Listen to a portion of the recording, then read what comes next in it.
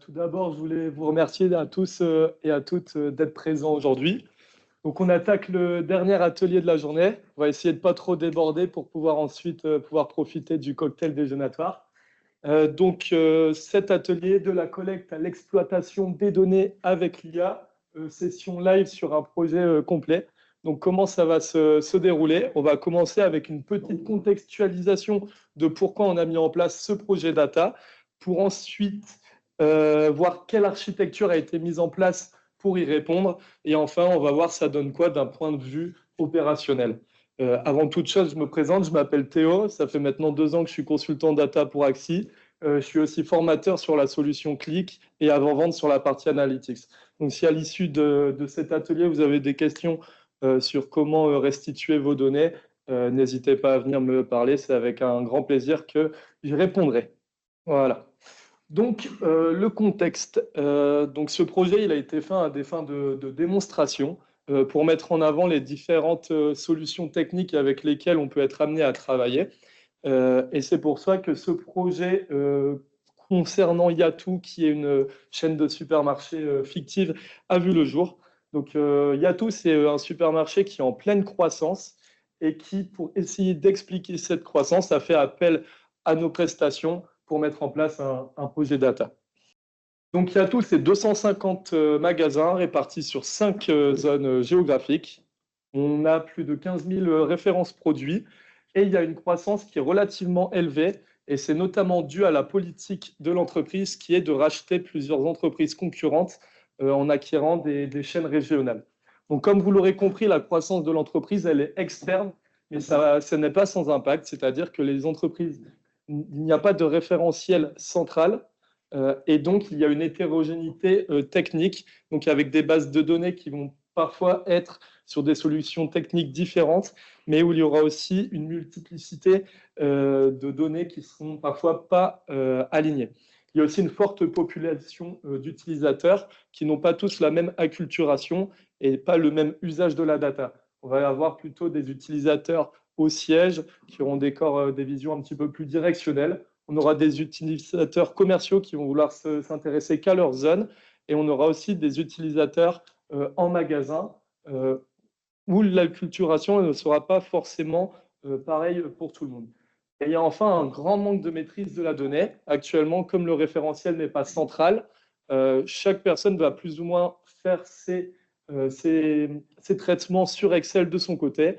Le problème, c'est qu'il n'y a pas du coup de traçabilité et que tout le monde n'a pas le même vocabulaire pour calculer un chiffre d'affaires. La personne en magasin, elle va peut-être pas utiliser la même formule que le contrôle de gestion. Et donc, lors des réunions, tout le monde n'aura pas le même langage et tout le monde ne va pas parler du même chiffre. Et ça, c'est un réel problème dans l'entreprise. Donc, comme vous l'aurez compris, nous avons dû identifier, avant de commencer ce projet, des objectifs. Et donc, je vais vous présenter les 6 principaux objectifs. Donc, le premier, c'est de centraliser les données. Il faut qu'au jour le jour, on ait toutes les mêmes données au même endroit et qu'elles soient aussi unifiées afin de proposer une analyse consolidée à la direction, aux équipes commerciales, au chef du magasin, pour qu'ils puissent également parler du même chiffre. Le second objectif, c'est de réduire l'effet de silo dans les entreprises. Il y a beaucoup de problèmes dans les entreprises aujourd'hui où la donnée, elle va être silotée, où on va se concentrer, où une personne aura des informations qu'une autre personne n'aura pas le droit parce qu'elle n'a pas accès à ces données. Et donc, l'objectif, c'est de réduire ces effets de silo. Attention, réduire les effets de silo, ça ne veut pas dire que c'est open bar pour tout le monde. Jean-Baptiste, qui est le chef rayon surgelé du magasin de Lille, il n'est pas forcément obligé d'être au courant de la marge nationale du magasin. On va aussi essayer d'automatiser au maximum les flux. Donc l'objectif, c'est de supprimer au maximum, par exemple, les manipulations sur Excel. Dans la réalité, parfois, un bon Excel, c'est obligatoire, mais ça peut être bien de, par exemple, venir commencer à faire les calculs sur les colonnes pour l'utilisateur pour qu'il ne perde pas beaucoup de temps pour ces tâches redondantes et vraiment se concentrer sur l'analyse qui est apporteur de valeur pour une entreprise. L'objectif principal, c'est aussi d'apporter de la confiance au métier. Si vous avez suivi les ateliers de Click, je pense que Johan il a assez appuyé là-dessus. C'est-à-dire qu'une donnée, si l'utilisateur, au final, il n'en a pas confiance, eh ben, elle ne sert à rien, cette donnée, parce qu'elle ne va pas servir pour l'exploitation. Donc, il faut vraiment apporter de la confiance aux données. On a aussi envie de compléter nos données avec des données externes. Par exemple, dans le monde du supermarché, il est fort probable que la vente de Corona et de citron soit corrélée avec le soleil à l'extérieur, ou bien par exemple la vente de raclette avec les températures froides. Donc ça peut être intéressant de, par exemple, venir croiser nos données avec des données météorologiques. On a peut-être aussi envie de créer des zones de chalandise autour de nos points de vente pour aussi y implanter la concurrence et pour voir quel point de vente est exposé à la concurrence ou non. Et pour faire, nous avons décidé de prévoir une architecture qui est simple, souple, évolutive et au juste prix. Simple dans le sens où il y a tout début sur le projet data. Ils n'ont pas forcément beaucoup de compétences en interne sur l'infrastructure. Et donc, il faut mettre en place des outils qui sont faciles à utiliser, faciles pour un consultant qui vienne de se mettre sur cette technologie. Il faut que ce soit souple aussi, parce que Yatou est en pleine croissance. Elle a décidé aussi de racheter par la suite d'autres concurrents. Et donc, il faut que l'architecture actuelle permette l'ajout de nouvelles sources de données. Il faut que ça puisse être évolutif. Nous sommes dans le monde du supermarché. Peut-être que demain, nous avons envie de mettre en place de l'IoT avec des capteurs froids dans nos frigos, des capteurs GPS sur les caddies pour pouvoir suivre le trajet fait en magasin. Il faut que l'architecture qui est mise en place actuellement puisse demain ne pas être un frein à de futurs projets. Et enfin, au juste prix, parce qu'une entreprise, c'est comme un particulier, on n'a pas envie de jeter de l'argent par les fenêtres. Et c'est pour ça que l'architecture qui a été décidée est celle-ci. Donc, dans un premier temps, je vais vous expliquer cette architecture et pourquoi elle a été faite comme ça. Et ensuite, on viendra mettre les technologies dessus. Donc, nos sources de données peuvent être différentes. Ça peut être des bases de données, nos CRM, nos ERP, mais ça peut être aussi des fichiers plats, comme par exemple un Excel où peuvent être faits des budgets. Et enfin, des API où on va récupérer, par exemple, les données de l'État quant au météo. Toutes ces données, il va falloir les centraliser à un même endroit dans l'objectif de pouvoir voir quelles données sont disponibles. Et c'est pourquoi qu'on va utiliser un data lake ici pour centraliser les données. Alors pourquoi le choix d'un data lake? C'est parce qu'il est capable de gérer différents formats de données différentes, alors aussi bien des formats tabulaires, mais aussi gérer du stockage de vidéos, de photos ou d'IoT. Mais c'est aussi quelque chose dans lequel on va pouvoir tracer les mises à jour, les historiques. Et donc, ça permet aussi de voir quelle donnée est arrivée à quel moment. On voit aussi que ce stockage dans le data lake, ça va être juste à but de stockage et on sépare ce stockage de la modification de données, du traitement. Ça permet d'avoir, quoi qu'il arrive, une version historisée, une version sûre de nos données intactes telle qu'elle a été collectée. Et il absorbe aussi facilement les volumes de données croissants. Au fur et à mesure des années, le volume de données est amené à évoluer. Avec un data lake, ce n'est pas un problème d'avoir son volume de données qui se multiplie par 3 ou 4. Ensuite, on va avoir une architecture en médaillon avec 3 couches, bronze, silver, gold. Chaque couche va être un traitement sur la donnée. La couche bronze, on va simplement récupérer les données du data lake en les répliquant, c'est-à-dire on va les dupliquer telles quelles et les mettre sous un format tabulaire. Sur la couche silver, on va venir la clarifier, on va venir la transformer. Alors, on a des bases de données qui sont différentes. Parfois, on a des données qui veulent dire la même chose, mais qui ne sont pas structurées pareil. Par exemple, on peut avoir dans une base de données de la zone nord un identifiant de commande et pour la zone centre, un numéro de commande. Et on va venir consolider tout ça en s'assurant que chaque valeur à la suite de cette uniformisation soit unique. On peut venir aussi rajouter des transformations. Par exemple, si on a champ pays USA, mettre États-Unis d'Amérique, mettre les choses en français, par exemple, on va aussi appliquer nos règles de gestion. Et enfin, sur la couche Gold, ça va être la couche d'exposition aux données, c'est-à-dire que les premiers calculs vont être faits sur cette couche Gold, dans l'objectif qu'après, sur l'envoi vers nos outils de restitution, comme un clic, un Power BI par exemple, ce soit plus rapide, mais aussi si la donnée elle est envoyée sous un format PDF, que le calcul soit déjà préfait pour un envoi et un accès à la donnée beaucoup plus rapide. Et du coup, les usages, comme je l'ai un petit peu spoilé, ça va être l'utilisation d'un outil de reporting tel que Qlik pour faire ses analyses, ou bien la lecture de la donnée sur des formats PDF ou bien une notification par mail, par Teams. Et c'est pour ça que nous avons décidé de faire cette architecture avec ces différentes solutions techniques. Bien entendu, la plupart de ces solutions, même toutes, sont nos partenaires. Et nous sommes amenés, si jamais vous faites appel à Axi demain, à pouvoir travailler avec ces différents outils. Alors, Talend, qui maintenant clique parce qu'elle s'est fait racheter, mais j'ai volontairement laissé le logo Talend pour qu'on puisse voir à quel moment cela va venir être utilisé dans notre architecture, va, dans un premier temps, nous permettre de récupérer les données via nos différentes sources vers notre data lake. Alors, pourquoi le choix de Talend? Tout simplement parce qu'il est riche de plus de 1000 connecteurs différents, ce qui permet demain, si nous rachetons une nouvelle entreprise, de ne pas être limité ah bah mince, ils n'ont pas une base de données que nous supportons. Dans ce cas-là, on va perdre du temps à développer un connecteur pour pouvoir exploiter les données historisées et pouvoir les mettre dans notre analyse. Au moins, avec Talend, on ne prend pas de risque de ce niveau-là. D'autant plus que Talend va permettre l'automatisation de nos différents flux, étant donné qu'il a des capacités d'ordonnanceur. C'est lui qui va envoyer le go à nos différentes étapes pour faire nos différents traitements. Ensuite, on va utiliser un Azure Blob Storage en termes de data lake. Alors, l'avantage de cet outil, c'est que c'est une tarification à l'usage. Par exemple, je vais pouvoir stocker mes données. Je vais payer que pour la donnée que je stocke. Et j'ai aussi la possibilité de choisir comment je veux la stocker. Alors, on a 3 types de stockage. On a le chaud, le froid et l'archive. Alors, en fonction du type de stockage, ça ne va pas être le même coût.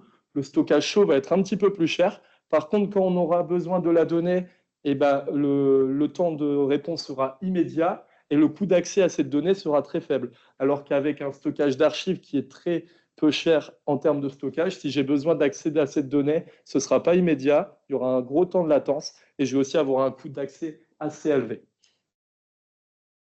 Ensuite, je vais utiliser Snowflake, qui dans notre architecture sera notre data warehouse. Alors, la force de Snowflake, c'est aussi que ce soit une tarification à l'usage et on va séparer le stockage et le calcul. Avec Snowflake, on va aussi pouvoir monétiser nos données en pouvant revendre nos données de vente, nos données de clients à des concurrents. En leur revendant nos données, grâce à Snowflake, ce sera possible. Pour ce qui est de l'exploration des données, on va utiliser donc ClickCloud, mais que la partie analytics ici, tout simplement parce qu'on aura un nombre d'utilisateurs qui sera illimité. La nouvelle politique de Click veut que ce soit qu'on paye pour une bande passante de données à analyser et non pas par utilisateur. Ça permettra aussi d'avoir des dashboards dynamiques et mettre en place de l'alerting. Par exemple, dès que mon chiffre d'affaires dépasse mon objectif, je suis alerté pour motiver mes équipes. On a des clients qui, par exemple, dès que l'objectif journalier est atteint, il y a une petite musique qui se met dans l'open space. Comme ça booste les salariés, ça donne envie d'encore plus travailler. On est capable de mettre en place aussi des automatisations ou bien, et aussi et surtout, des sécurités à la ligne. Rappelez-vous, je parlais de Jean-Benoît, le chef de rayon de surgelé. Il ne doit pas avoir le chiffre d'affaires national. Et avec la sécurité à la ligne mise en place par Click, ça va être possible. On va utiliser Data Galaxy aussi pour avoir un catalogage de données, c'est-à-dire qu'à l'utilisation d'un indicateur, si je ne comprends pas ce que ce dernier veut dire, avec Data Galaxy, je vais pouvoir avoir une définition, mais aussi avoir une traçabilité. Étant donné que notre architecture elle est multi-technologie, on est obligé d'avoir un catalogage externe pour réaliser ce linéage. Et du coup, c'est avec Data Galaxy que cette chose va être possible. Et enfin, on va utiliser ChatGPT pour faire de l'intelligence artificielle. Alors, c'est une tarification à l'usage aussi. Et l'avantage, c'est que le service il va être hébergé avec notre Azure, ce qui permet, lorsque l'on va envoyer nos données, de ne pas les partager au public et donc de les utiliser que pour nous. Je vais passer à une démo.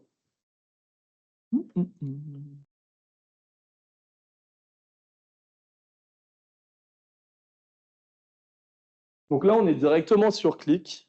Donc l'application que nous avons développée pour Yatou ressemble à ça. Comme on peut voir, on a plusieurs indicateurs, donc le volume de vente, le chiffre d'affaires et les marges. Je me pose la question de le volume de vente, c'est bien, mais je ne sais pas ce que c'est. Et je n'ai qu'à aller sur mon Data Galaxy. Donc, j'ai une extension juste en haut. Et là, je vois que j'ai le volume de vente indicateur. En cliquant sur le volume de vente, on voit que j'ai une définition qui apparaît, donc nombre total d'unités vendues au cours d'une période. Je peux aussi voir à quel point la donnée a un caractère personnel. Et je peux même aller plus loin en regardant le linéage de cette donnée pour voir de quelle source elle provient.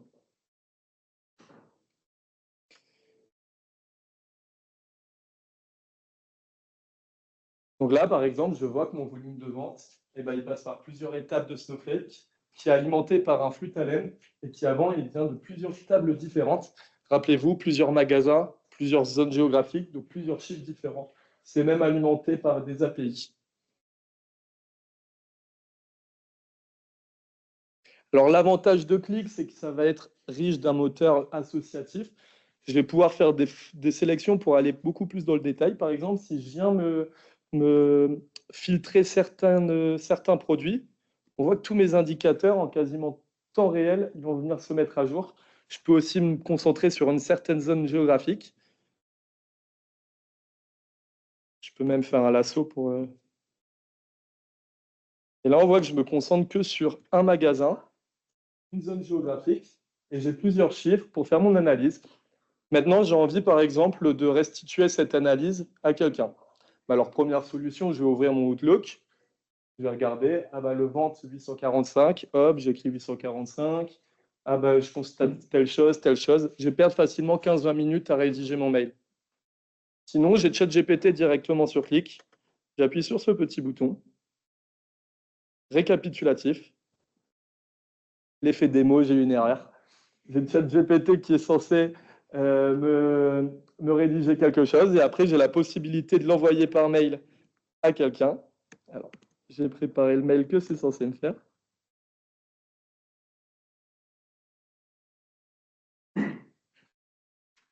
Donc, on voit que ce mail date d'hier soir de quand je révisais. J'ai mes différents filtres qui étaient faits, mes différents départements. Et on voit qu'après, j'ai un texte qui est généré par OpenAI, donc avec mes tops, mes flops, mes évolutions. Quelques graphiques aussi qui sont prédéfinis. J'ai la possibilité aussi de rajouter des petits liens de redirection. Et donc ça, c'est automatisé grâce à Qlik.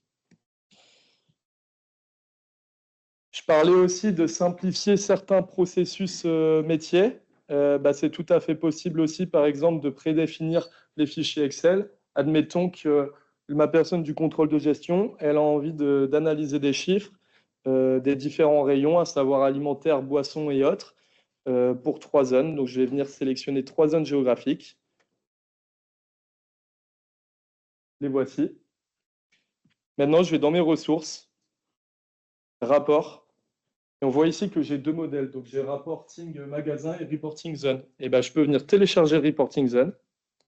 C'est en train de mouliner, de mettre mes données dans mon format Excel que j'ai prédéfini.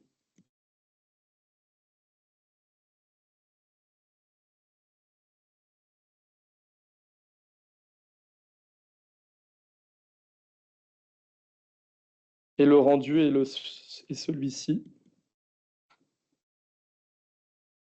J'ai 3 tableaux qui viennent se créer. Un pour mon rayon alimentaire, un pour mon rayon autre, un pour mon rayon boisson.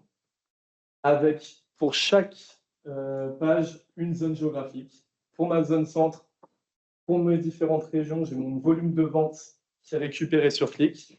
Et via après l'automatisation et les pré-traitements que j'ai réalisés grâce à mon modèle, je suis capable d'avoir mon total de vente sur la région, mais aussi d'avoir mon poids. Donc, c'est une addition, enfin une division du volume de vente pour le centre divisé par le total.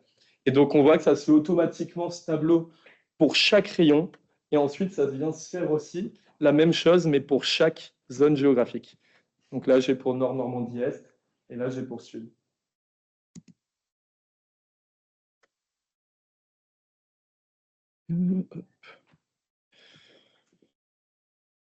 Enfin, il y a beaucoup d'utilisateurs qui vont vous embêter si vous mettez en place ce genre de solution, car chaque utilisateur voudra avoir sa propre feuille de calcul, voudra avoir ses propres indicateurs, et on pourra vite résoudre ce problème en mettant en place une feuille d'indicateurs à la demande, où nous aurons en fait une liste par défaut de dimensions et de mesures, et l'utilisateur viendra cocher quelle mesure, quelle dimension il veuille qu'il s'affiche.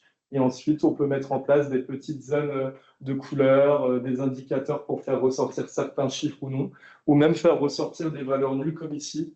La valeur nulle, je viens la faire apparaître en orange avec le signe valeur manquante. Donc, j'ai terminé cette petite présentation de projet. Cette application, elle est beaucoup plus large que ça. Et je vais rester connecté ici à l'écran lors du cocktail déjeunatoire. Si vous voulez voir un petit peu plus en détail ce qui est possible de faire sur la partie restitution de clics, n'hésitez pas à venir me voir. Je vous ferai un plaisir de présenter les travaux qui ont été faits. Est-ce que vous avez des questions?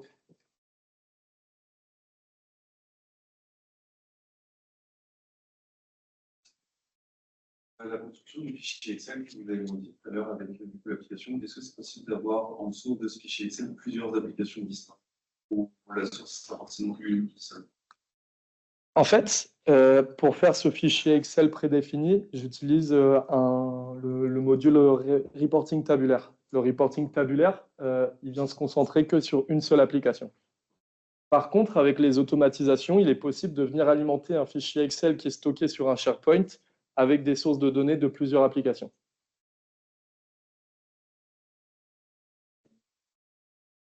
Ça répond?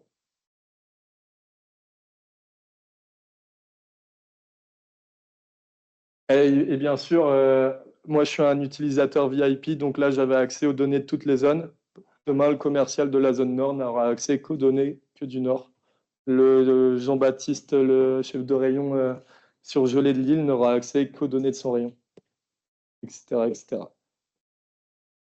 Et ça, cette gestion des accès, c'est quelque part dans le truc que ça Ouais. gère? Alors, la gestion des accès, là il n'y a qu'une application de pilotage commercial. On peut imaginer qu'il y a plusieurs applications dans votre environnement.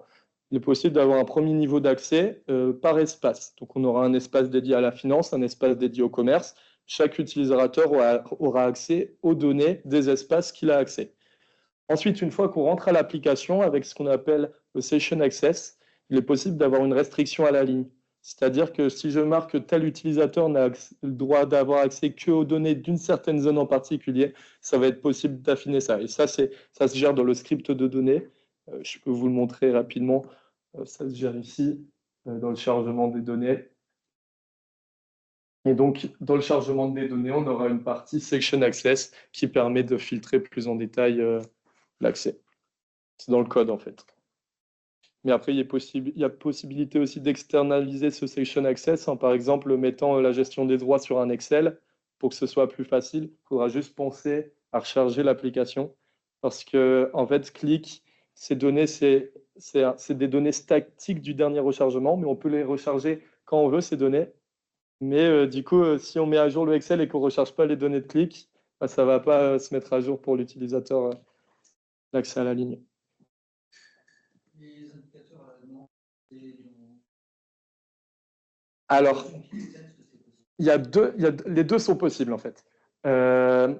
Historiquement, on passait par le script. Alors, c'est plus lourd à mettre en place, mais ça va être plus performant. Depuis ClickCloud, mais c'est aussi un objet qui existe maintenant sur ClickSense, il est possible aussi de mettre nativement des tableaux où on peut décocher ou cocher facilement l'apparition ou non de colonnes. Ce tableau est moins performant que lorsque l'on passe par le script, où on va créer des indicateurs et avec un jeu de fonctions conditionner ou non l'affichage de telle ou telle colonne. Les accès mobiles aussi, directement depuis la plateforme. En fait, Click, il se veut responsive, mais récemment, ils ont sorti un objet qui s'appelle le layout conteneur. En fait, le layout conteneur, il va permettre la superposition de plusieurs indicateurs. Et c'est cet objet qui va permettre, par exemple, de pouvoir venir faire apparaître la zone de filtre au-dessus des graphiques.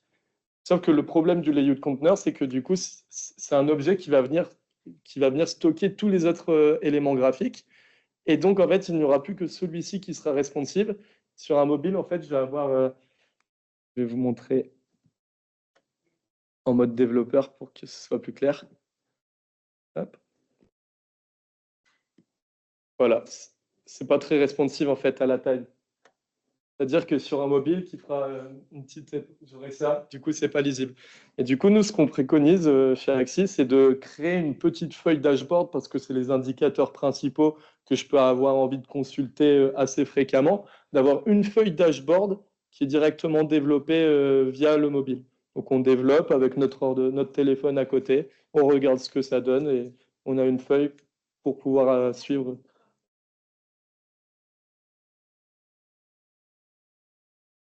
C'est ça, peut-être. Et on a aussi la possibilité, c'est vrai que je ne l'ai pas montré, mais je vais vous le montrer, de pouvoir faire donc, de l'abonnement, donc soit une feuille, soit un indicateur, et ça va nous permettre de recevoir soit un indicateur, un chiffre, ou bien une feuille de manière récurrente, donc par exemple tous les jours par mail. Comme ça permet à des utilisateurs qui ne sont pas forcément familiers avec l'usage d'un outil, de quand même pouvoir recevoir leurs indicateurs par mail pour pouvoir suivre l'évolution des chiffres. Il faut aussi mettre en place de l'alerting. L'alerting, c'est ce que je disais tout à l'heure. Dès qu'il y a une condition qui se respecte, comme par exemple un chiffre d'affaires qui dépasse un certain objectif, ou par exemple un volume de vente sur un produit qui est inférieur de 50% à ce même volume de vente en N-1, bah, ça va venir nous envoyer une alerte par mail. Comme ça, on sait qu'il y a un problème ou bien au contraire quelque chose de bien qui se passe quelque part et essayer de comprendre pourquoi ce phénomène se passe.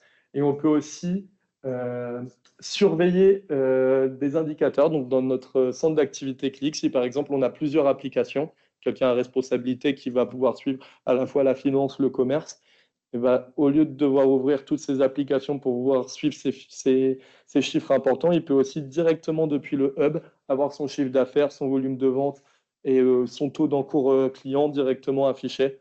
Et ensuite, s'il a envie de comprendre telle valeur, il peut aller dans l'application pour venir faire des sélections. En fait, comment ça se passe?